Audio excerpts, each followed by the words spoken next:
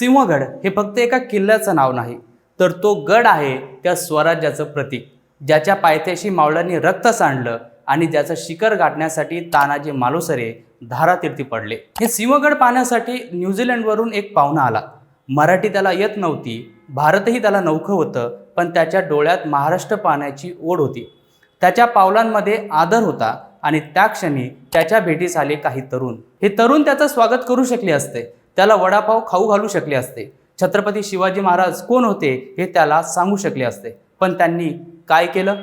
त्याच्याकडून मराठी शिवीगाळ करून घेतली, तेही हसत हसत, मजा म्हणून एक व्हिडिओ बनवण्यासाठी। त्या परदेशी पाहुण्याला त्या शब्दांचा अर्थ माहीत नव्हता, पण आज जगाला कळलं की आम्ही आमच्या पाहुण्यांना कसे वागवतो।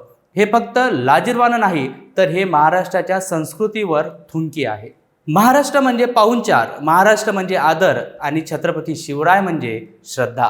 शिवरायांनी स्वराज्य उभं केलं ते फक्त तलवारीच्या जोरावर नव्हे, तर माणुसकीच्या वागणुकीने। ते परदेशी दूतांशीही आदराने बोलायचे, कारण ते संस्कार घेऊन जन्मलेले राजा होते, नुसते गड पाहणारे नाहीत। आणि आपण गडावर जाऊन अश्लील भाषा शिकतो, शिवरायांच्या नावाने व्हायरल व्हिडिओ बनवतो, हे फक्त त्या पाहुण्याचा नाही, तर आपल्या शिवप्रेमाचा अपमान आहे।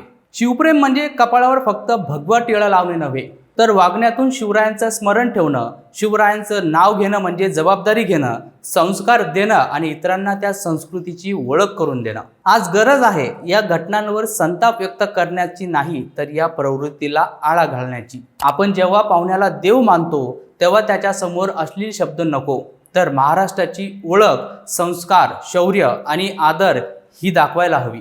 शिवरायांच्या किल्ल्यावर जर हे असं चालू राहिलं, तर तो गड आपल्यासाठी भिंतीचा ढिगारा होईल, स्वराज्याचं प्रतीक नाही।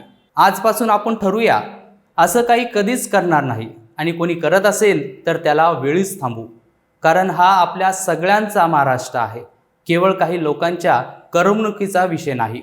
अशाच महत्त्वपूर्ण अपडेटसाठी पाहत राहा सत्य पे सत्ता, म्हणजेच थोडक्यात पण महत्त्वाचे।